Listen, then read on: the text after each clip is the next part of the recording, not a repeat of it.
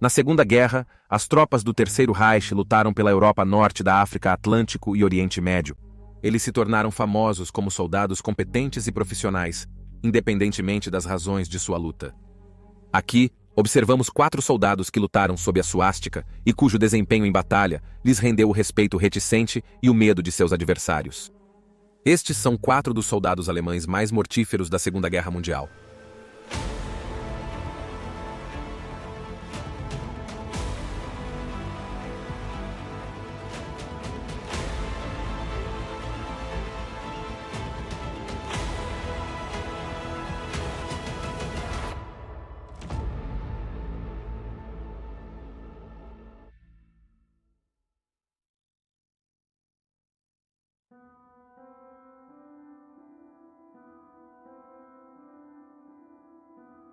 As unidades blindadas do eixo e dos aliados moldaram inquestionavelmente a guerra em terra. A superioridade em tanques, seja por veículos superiores, táticas ou quantidade, frequentemente decidia muitos engajamentos. A cultura nazista alemã buscava heróis em todas as áreas da máquina de guerra para inspirar outros. Porém, dentre as unidades blindadas alemãs, um homem se sobressaía. Foi ignorado por não corresponder à imagem desejada pela liderança. Kurt Nisbel não nasceu na Alemanha, mas sim no Sudetenland, uma área vizinha da República Tcheca, composta em grande parte por alemães étnicos que fazia parte do antigo Império Austro-Húngaro e que foi cedida à nova nação tchecoslovaca após o fim da Primeira Guerra Mundial. Após os nazistas assumirem o poder na Alemanha, o Sudetenland foi um dos territórios que visaram conquistar, o que conseguiram em 1938. Nisbel, nascido em Silesov, perto de Zygmuntur, treinou como mecânico até 1940, quando a Alemanha, após capturar a República da Polônia, se preparava para a guerra com França e Reino Unido. Voluntariou-se para o exército e foi alocado no prestigioso Corpo Blindado Alemão. Treinou em Panzer PA e segundo obsoletos, qualificando-se como carregador num Panzer IV, um dos melhores veículos blindados da época, antes de se tornar artilheiro. Sua habilidade foi logo evidenciada quando o exército alemão atuou contra os soviéticos na Operação Barbarossa, em 1941. Filmes hollywoodianos de guerra normalmente apresentam personagens heróicos que desafiam a militarização e ignoram regras para vencer. Essa descrição se aplica bem a Nisbel. Ele frequentemente se encontrava em conflito com seus superiores, com sua aparência frequentemente desleixada e sua insistência em cultivar um pequeno cavanhaque, barba e cabelo de comprimento não regulamentado, que desafiavam a imagem do soldado alemão bem arrumado e bem barbeado da propaganda nazista. Possivelmente, o maior ato de insubordinação de Nisbel ocorreu ao ver um soldado da Waffen-SS agredindo um prisioneiro de guerra soviético.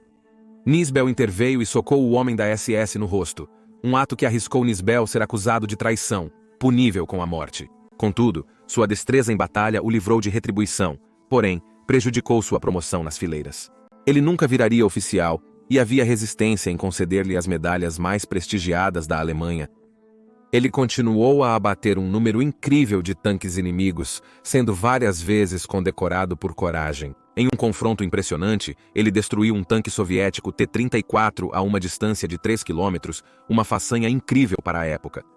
Ele mostrou extrema confiança em sua habilidade, usando o poderoso tanque Tiger diversas vezes para enfrentar inimigos em maior número, muitas vezes sozinho, possibilitando a fuga de tanques aliados à medida que a guerra se voltava contra a Alemanha nazista. Nos dias finais da guerra, ele liderou o poderoso Tiger II, ou Rei Tigre, um Golias da Segunda Guerra Mundial, mas nem essa máquina incrível salvou a Alemanha do seu destino. 10 dias antes do término da guerra, ele e sua equipe combatiam as forças soviéticas em Vastitz, quando foi gravemente ferido em 28 de abril de 1945. Seu último registro oficial foi de 168 tanques aliados destruídos.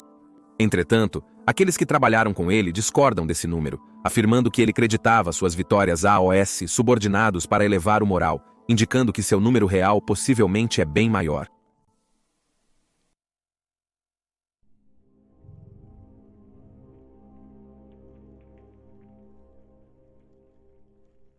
A Primeira Guerra Mundial deu origem a um novo tipo de herói, o piloto de caça, e o maior de todos eles era o alemão Manfred von Richthofen.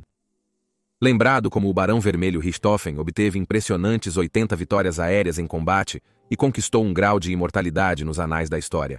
No entanto, na Segunda Guerra Mundial, Vários pilotos alemães superariam sua pontuação, embora possivelmente não sua fama, enquanto um piloto da Luftwaffe alemã alcançaria o maior número de vitórias aéreas na história da guerra aérea.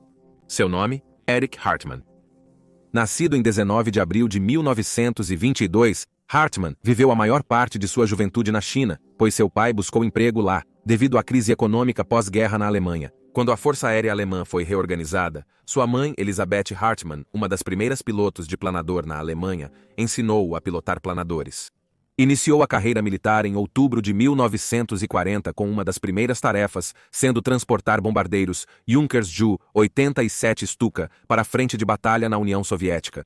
Uma vez liderando, pilotou o famoso avião de combate Messerschmitt Bf-109 com a experiente unidade JG-52, cujos membros já haviam lutado contra poloneses, franceses e britânicos nos primeiros anos de guerra. Hartmann começou a aplicar eficientemente e impiedosamente sua experiência contra a Força Aérea Soviética, impressionando a todos. Sua pontuação subiu rapidamente, ultrapassando muitos membros antigos da unidade. De 14 de outubro de 1942 a 20 de setembro de 1943, derrubou 100 aviões soviéticos. Ele ganhou tal reputação não apenas dentro de sua própria unidade, mas também entre os próprios soviéticos, que uma recompensa de 10.000 rúpias foi postada para quem o matasse.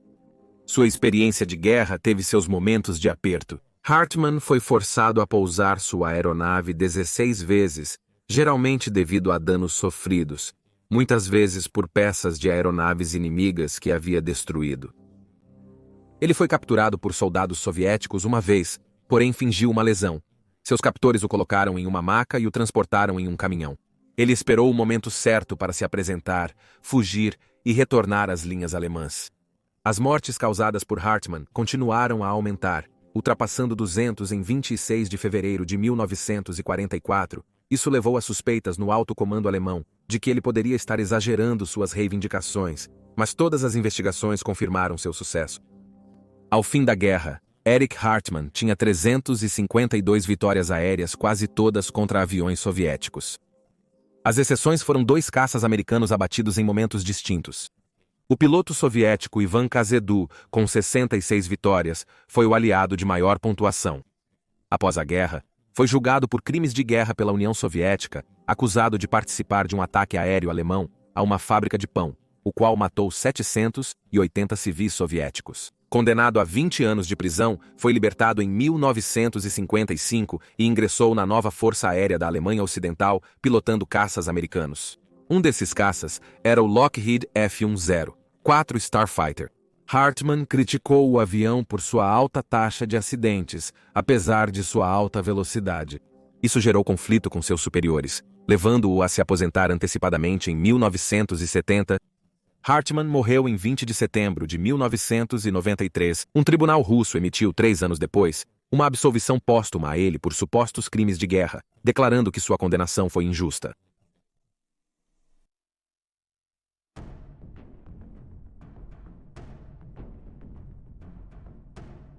História da guerra. Ao longo da história da guerra, houve aqueles com um dom quase sobrenatural para destruir o inimigo, e um desses indivíduos foi Matthias Ratzenauer. Nipzel, apesar de ter lutado pela Alemanha nazista, nasceu na República da Áustria, que foi anexada pela Alemanha no Anschluss de 1938. Nasceu em 23 de dezembro de 1924 na vila ítalo-alpina de Brixen-Amtel. Aprendeu suas habilidades de tiro com seu pai, pois a família pobre frequentemente vivia da terra. Aos 17 foi convocado para o exército alemão no início dos combates na frente oriental. Ratzenauer, inicialmente treinado em artilharia e morteiros, foi transferido para uma unidade de atiradores de elite devido às suas habilidades excepcionais com o rifle. No seu novo papel, Ratzenauer lutou na Hungria desde agosto de 1944, com a missão de eliminar atiradores e líderes soviéticos que prejudicavam sua eficácia. Era um trabalho altamente arriscado. Frequentemente precisava infiltrar-se atrás das linhas inimigas e lidar com atiradores soviéticos habilidosos que o caçavam constantemente. Ratzenauer entrou no campo de batalha tarde na guerra, lutando por apenas 10 meses antes da rendição da Alemanha. Ainda assim, seu impressionante saldo final foi de 345 mortes. Um de seus tiros mais famosos o viu eliminar um soldado soviético a uma distância na região de 1.100 jardas ou 10 campos de futebol americano. Ratzenauer sobreviveu à guerra, porém, assim como Hartmann, os soviéticos o mantiveram preso em condições desumanas com outros prisioneiros alemães até 1950 como pagamento por sua habilidade. Depois de libertado, voltou à República da Áustria e se requalificou como carpinteiro. Faleceu em 2004, aos 79 anos.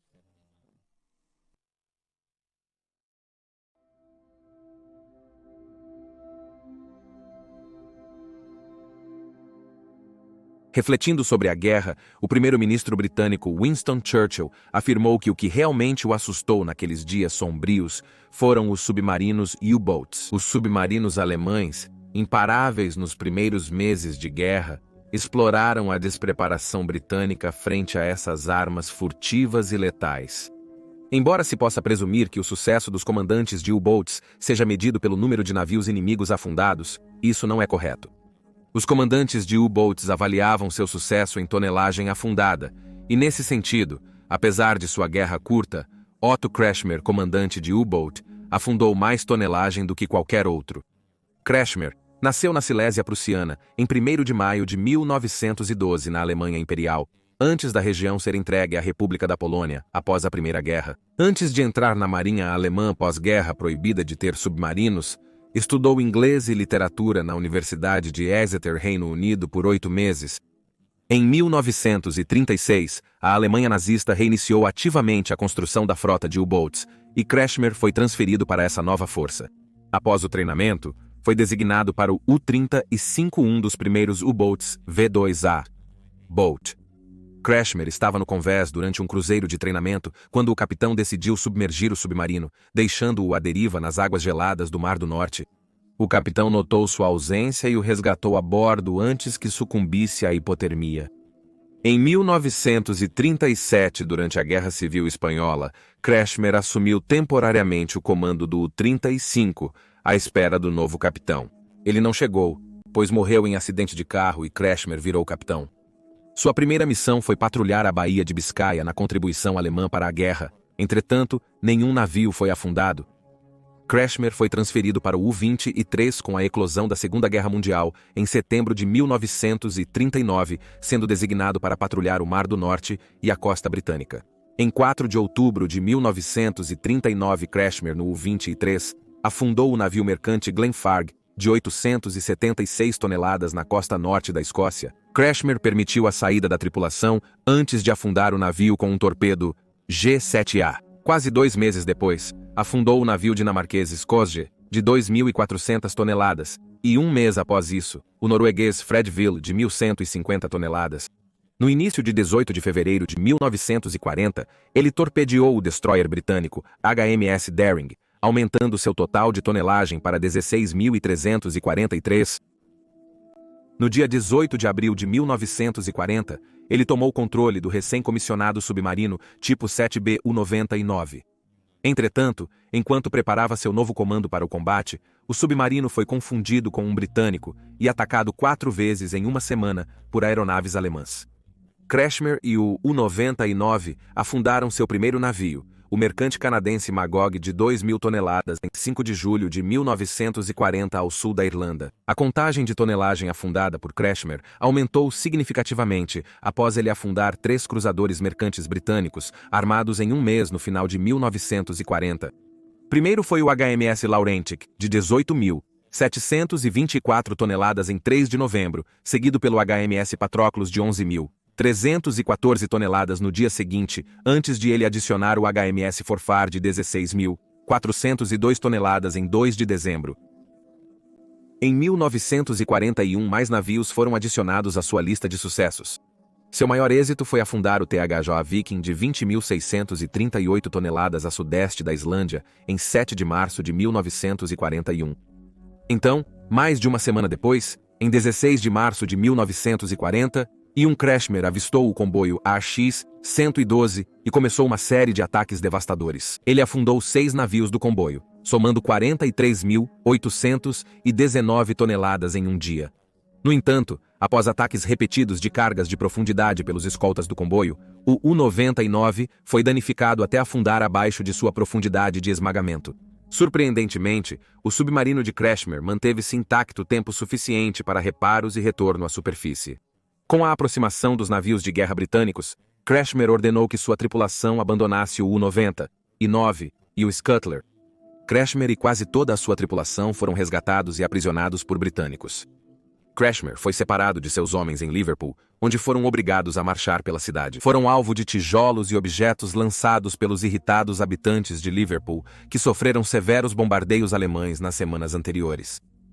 Kretschmer foi levado a London Cage, local de interrogatórios da inteligência britânica, a prisioneiros alemães valiosos. Ele admitiria depois que, durante a viagem, ele visitou locais bombardeados em Londres, incluindo o Palácio de Buckingham. Ficou horrorizado com as ações de seus compatriotas na cidade. Ele ficou quase 7 anos como prisioneiro de guerra, primeiramente em Cúmbria e depois no Canadá. Pela sua atuação em guerra durante o cativeiro, a Marinha Alemã o promoveu formalmente. Após a guerra, teve uma distinta carreira na Marinha da Alemanha Ocidental, aposentando-se em setembro de 1970. É com alguma ironia que um homem que enviou tantos navios para o mar de Bondman deveria falecer em um acidente de barco durante as férias, depois de cair tentando subir uma escada vertical.